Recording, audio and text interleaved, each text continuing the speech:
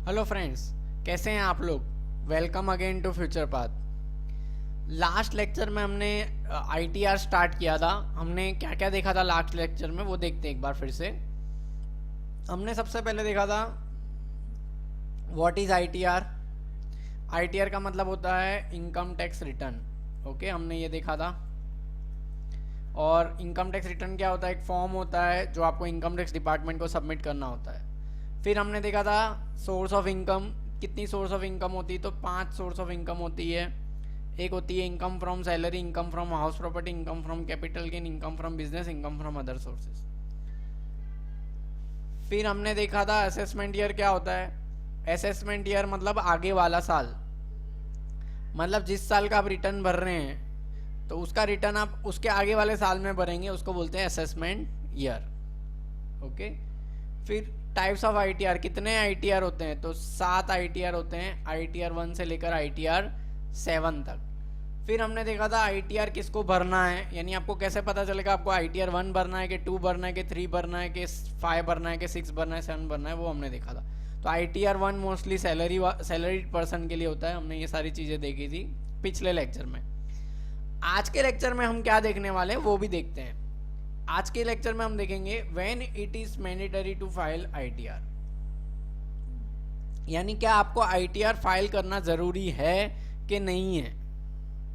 कि आपको कैसे पता चलेगा कि आप आईटीआर आपको भरना पड़ेगा कि नहीं भरना पड़ेगा, नहीं भरोगे तो चलेगा, वो चीजें हम आज देखेंगे।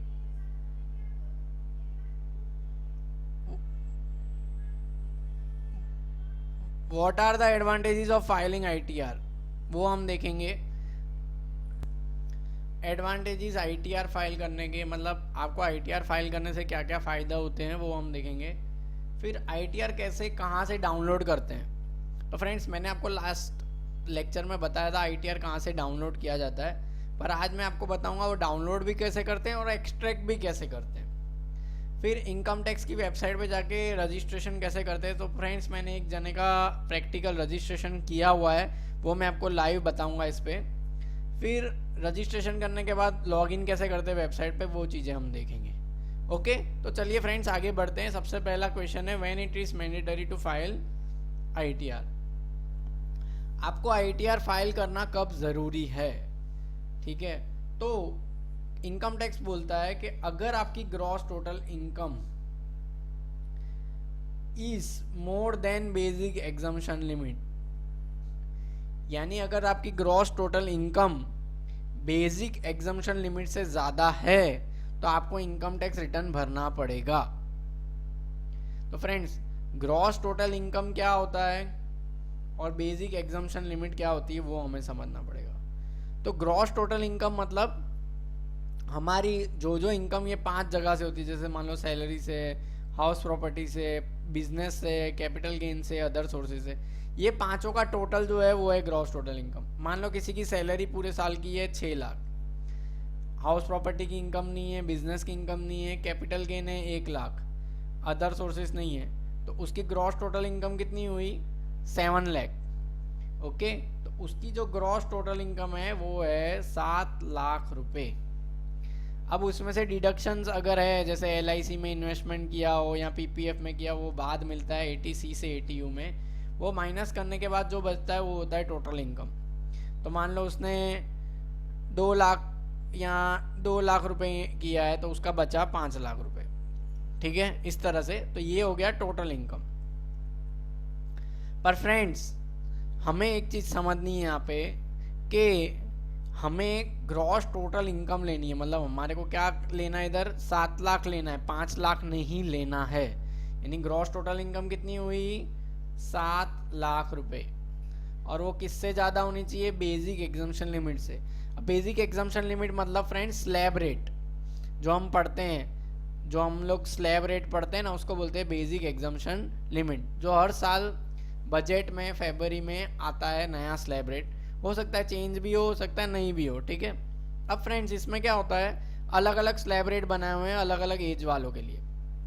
अगर आपकी एज 60 साल से कम है, ठीक है, तो आपका बेसिक एग्जम्पशन लिमिट है 2.5 लाख रुपए। अगर आपका 60 से 80 साल है तो आपकी बेसिक एग्जम्पशन लिमिट है 3 लाख रुपए।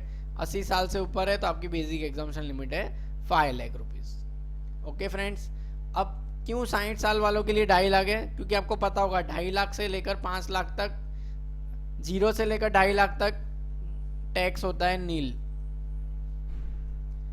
फिर 2.5 लाख से 5 लाख तक 5%, तो ये 2.5 लाख तक नील है, इसके लिए इसकी बेसिक एग्जम्पशन लिमिट क्या है? 2.5 लाख। तो 7 लाख क्या 2.5 लाख से ज्यादा है?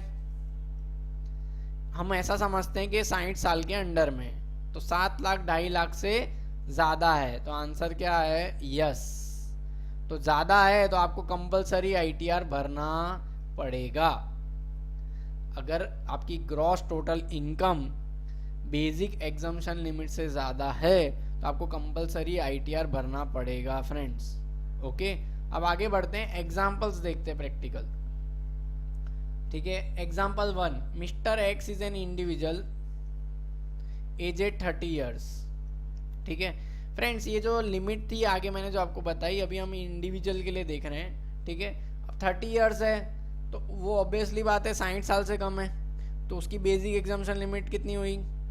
इधर हम लिख देते हैं ग्रॉस टोटल इनकम और इधर लिख देते हैं basic exemption limit.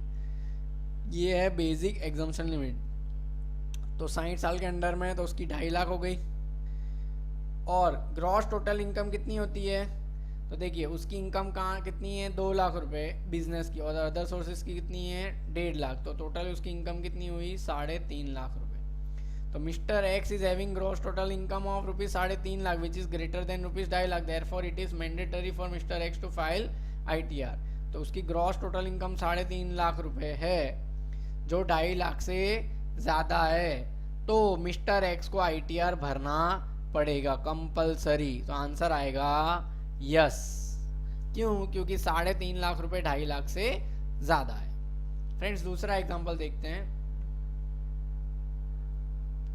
Mister Y individual है, उसकी एज है 65 ईयर्स।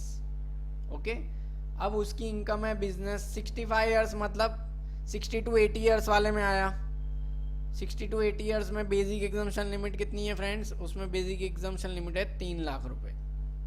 ठीक है, और इसमें ग्रॉस टोटल इनकम देखते कितनी है, तो उसकी ग्रॉस टोटल इनकम देखिए 3 लाख रुपए ने 1 लाख रुपए, टोटल कितनी हो गई? 4 लाख रुपए। अब 4 लाख रुपए जो है वो 3 लाख से ज्यादा है, तो 4 लाख रुपए जो है वो 3 लाख से ज्यादा है, तो आईटीआर भरना पड़ेगा। यस यस यस, कंपलसरी उसको आईटीआर भरना पड़ेगा। क्लियर फ्रेंड्स, आगे बढ़ते हैं। आपको पता चल रहा है कब आईटीआर भरना है। फ्रेंड्स ऐसे थोड़े रूल्स ऐसे भी हैं, इनकम टैक्स वालों ने ऐसा बोला है कि अगर आपकी लिमिट 2.5 लाख से कम है तो भी आपको रिटर्न भरना पड़ेगा। अमुक एक्सेप्शन है, अमुक केसेस में ना, अगर आपकी बेसिक एग्जम्पशन लिमिट मान लो क्रॉस नहीं होती है, जैसे एग्जांपल मान लो आपकी इनकम है ना, मान लो ग्रॉस टोटल इनकम आपकी है 1 लाख रुपए। ठीक है, तो ये 2.5 लाख से कम है तो आपको क्या रिटर्न भरना पड़ेगा? तो आंसर है नहीं, नहीं भरना पड़ेगा, क्योंकि 1 लाख रुपए 2.5 लाख से कम है। पर फ्रेंड्स इसमें कुछ एक्सेप्शन है, वो इनकम टैक्स वाले बोलते हैं भले आपकी अगर कम है, पर अगर आपने इनमें से कोई पॉइंट्स में आते हैं तो आपको तो भी भरना पड़ेगा। समझे आप? मतलब मान लो आपकी 1 लाख है जो 2.5 लाख से कम है, मतलब बेसिक एग्जम्पशन लिमिट से आपकी इनकम कम है, तो भी आपको कंपलसरी भरना पड़ेगा अगर आप ये पॉइंट्स में कवर होते हैं तो कौन से पॉइंट्स है देखते हैं friends. If you have assets outside India, यानी अगर आपकी जो एसेट है वो इंडिया के बाहर है, यानी आपकी फॉरेन कंट्री में कोई असेट है तो आपको कंपलसरी रिटर्न भरना पड़ेगा, भले फिर आपकी इनकम 50,000 क्यों नहीं हो, तो भी आपको रिटर्न भरना पड़ेगा। If you deposit more than ₹1 crore in a bank account, अगर आपके करंट अकाउंट में आप पूरे साल में 1 करोड़ से ज़्यादा डालते हैं तो आपको कंपलसरी इनकम टैक्स रिटर्न भरना है, भले आपकी इनकम 2.5 लाख से कम है तो भी। फिर इफ़ यू इनकर ₹2 लाख ऑन फॉरेन ट्रैवल, ठीक है, अगर आप फॉरेन ट्रैवल करते हैं तो फ्रेंड्स अगर आप फॉरेन कंट्री ट्रैवल करते हैं और आपकी खर्चे 2 लाख रुपए से ज़्यादा है तो भी आपको कंपलसरी रिटर्न भरना है, भले आपकी इनकम 2.5 लाख से कम है। फिर if your electricity consumption is ₹1 lakh, अगर आपका लाइट बिल पूरे साल का 1 लाख से ज़्यादा आता है तो भी आपको कंपलसरी रिटर्न भरना है। अगर आपका बिजनेस का टर्नओवर 60 लाख से ज़्यादा है तो भी आपको कंपलसरी रिटर्न भरना है।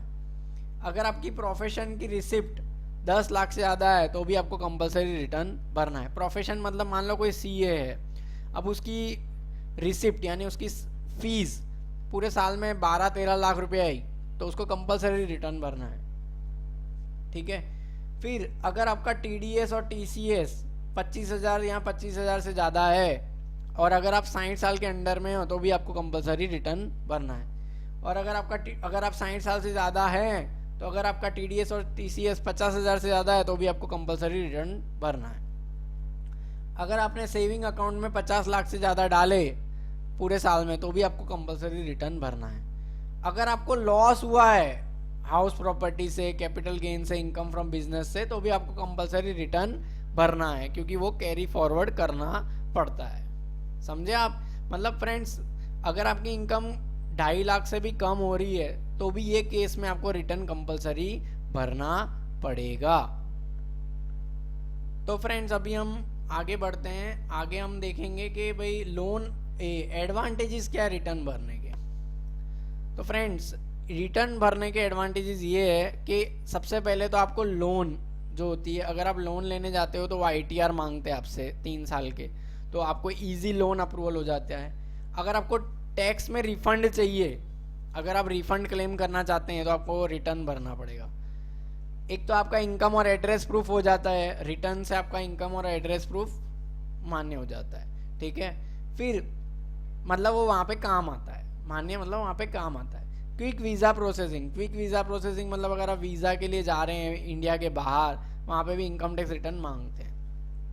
अगर आपको लॉस कैरी फॉरवर्ड करना है, कोई भी जगह से आपको लॉस है जैसे बिजनेस से, हाउस प्रॉपर्टी से, कैपिटल गेन से, वो आपको कैरी फॉरवर्ड मिलेगा।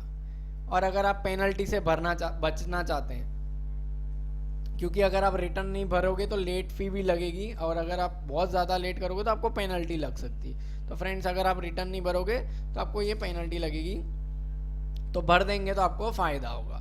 ओके फ्रेंड्स, तो इतना आप समझ गए, मेरे हिसाब से आपको कोई दिक्कत नहीं आनी चाहिए इतना समझने में। अब आगे मैं आपको बताऊंगा कि कैसे इनकम टैक्स रिटर्न डाउनलोड करते हैं और कैसे उसको एक्सट्रैक्ट करते हैं। ओके।